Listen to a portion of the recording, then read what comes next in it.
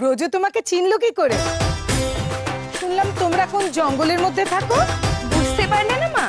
শিকার করতে গিয়ে ব্রজ বনমালাকে ধরে এনেছে বন থেকে সোজা প্রাসাদে। বুঝতে পারছো না? রাজা দুষ্মন্তের মতো শকুন্তলাকে দর্শন করেছিল গো আমাদের ব্রজ দাদা। আসলে ব্রজ দাদা জঙ্গলের মধ্যে এরকম একটা ডানা কাটা পরীকে দেখে ব্রজ দাদার তো মাথায় ঘুরে গেছিল। কি বলে বৌঠাই?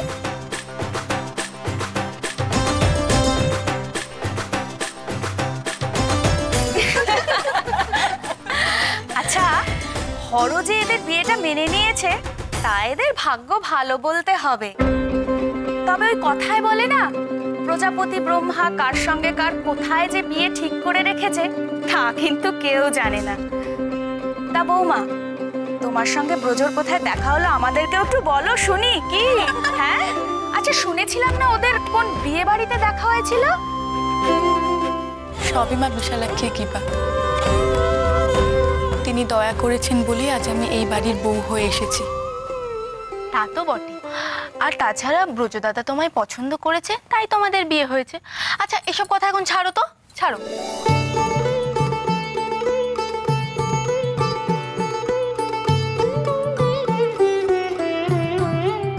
তা ব্রজদাদার পছন্দ অপছন্দ ভালোভাবে জানো তো? নইলে বাপু যতই পছন্দ হোক, বরের মন জুগিয়ে চলতে না পারলে মিলমিশ হবে না। তাহলে একটা পরীক্ষা হয়ে যাক। আচ্ছা বলো তো, ব্রজ কি খেতে ভালোবাসে?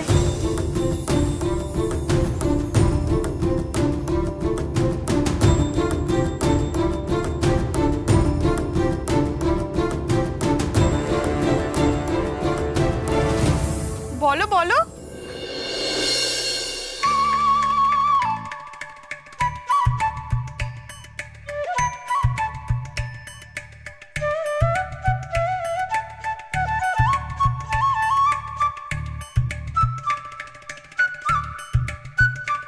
ডাল।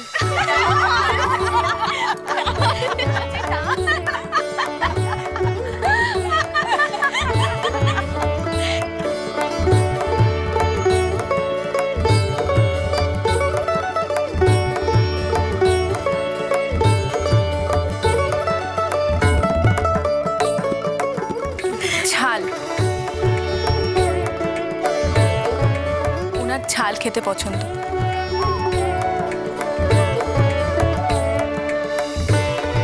আচ্ছা বৌঠান বলো তো, ব্রজদাদার প্রিয় রং কি?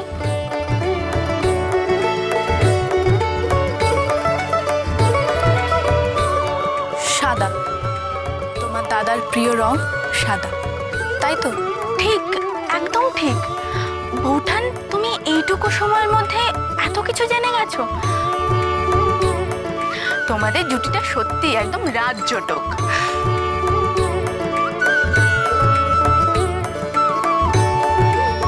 আচ্ছা তোমরা এসব প্রশ্ন এখন বন্ধ করো, ছাড়ো, বাদ দাও। ছাড়বো না, আমার একটা প্রশ্ন আছে।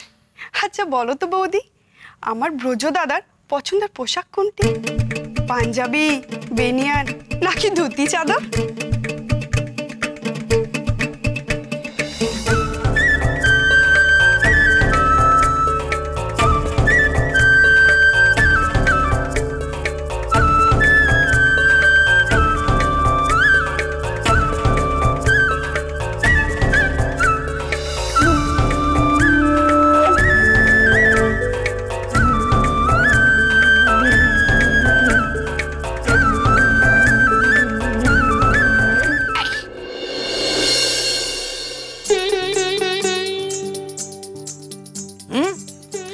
হচ্ছে না, এখান থেকে উঁকি মেরে বউ দেখা হচ্ছে। সন্ধে হয়ে গেল, এক্ষুনি কাল রাত্রি পড়ে যাবে। এখন আর বউয়ের মুখ দেখতে নেই। যা যা যা যা এখান থেকে যা। ওরে ছেলে, তুই বুঝি আড়াল থেকে বউকে সব শিখিয়ে দিচ্ছিলি? বাবা, তবু ভালো। বিয়ের পর এরকম জোর বেঁধে থাকলে না দেখতেও ভালো লাগে। এতে দেখা দেখির কি আছে? হ্যাঁ, দেখা দেখির কি আছে? স্বামী স্ত্রীর বন্ধন হচ্ছে মনের বন্ধন, এতে আবার দেখার কি আছে? তা ঠিক, কিন্তু দেখো বউ, তোমার সব জিনিসপত্র আবার সামলে রেখো। তোমার বড় ভুলো মন কি না?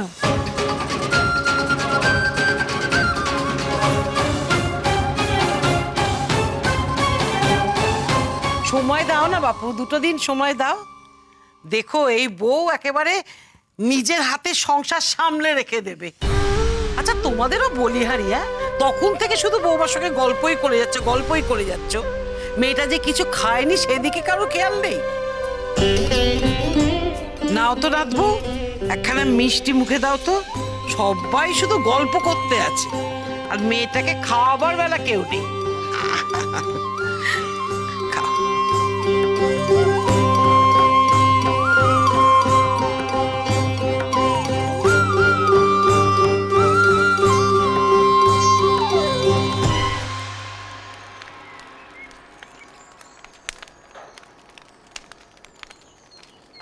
ময়না, ময়না,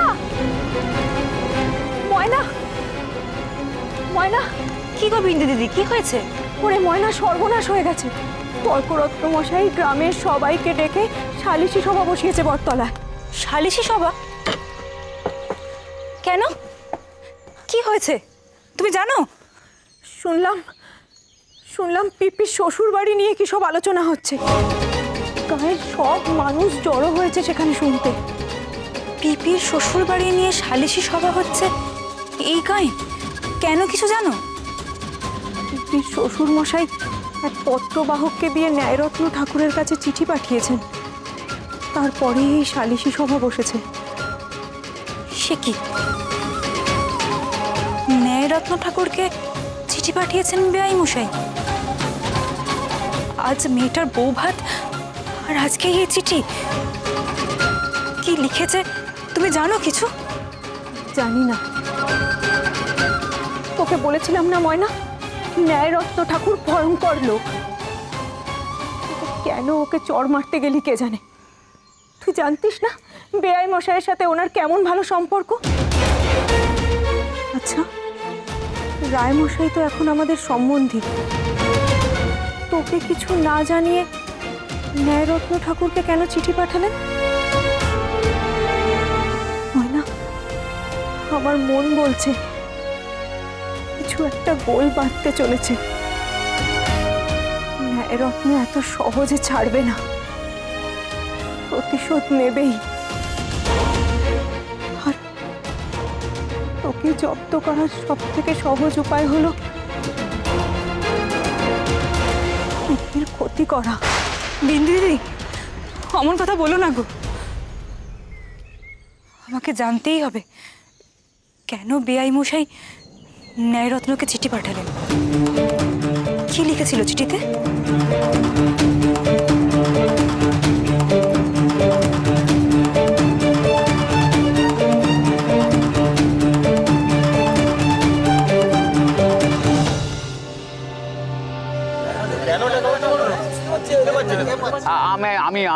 আমি বলছি, আপনাদের সকলকে এখানে ডেকে পাঠানো হয়েছে বিশেষ গুরুত্বপূর্ণ কারণে। জমিদার বাবু হরবল্লভ রায়মশাই তার এই পত্রবাহককে পাঠিয়েছেন আমার কাছে একটি বিশেষ পত্র দিয়ে। না, আমাকে বলাটা ঠিক হচ্ছে না, গোটা বৈকুণ্ঠবাসীর কাছে পাঠিয়েছে।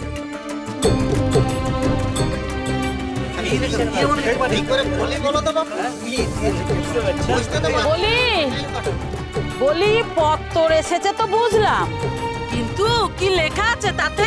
হ্যাঁ, এক্ষুনি জানতে পারবে, তোমরা এক্ষুনি জানতে পারবে। কইয়ে দাও। হ্যাঁ, এই পত্তরের মূল বিষয়বস্তু হলো আমার পুত্র শ্রীমান বোজেশ্বরের বৌভাত উপলক্ষে ন্যায়রত্নের অভিভাবকত্বে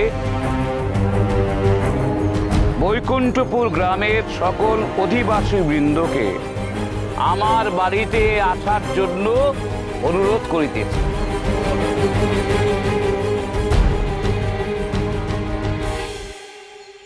আপনারা সকলে আমার বাড়িতে এসে আমার পুত্রবধূর পাক ও স্পর্শে অংশগ্রহণ করে এবং সন্ধ্যায় প্রীতিভোজ গ্রহণ করিলে আমি বাধিত হব।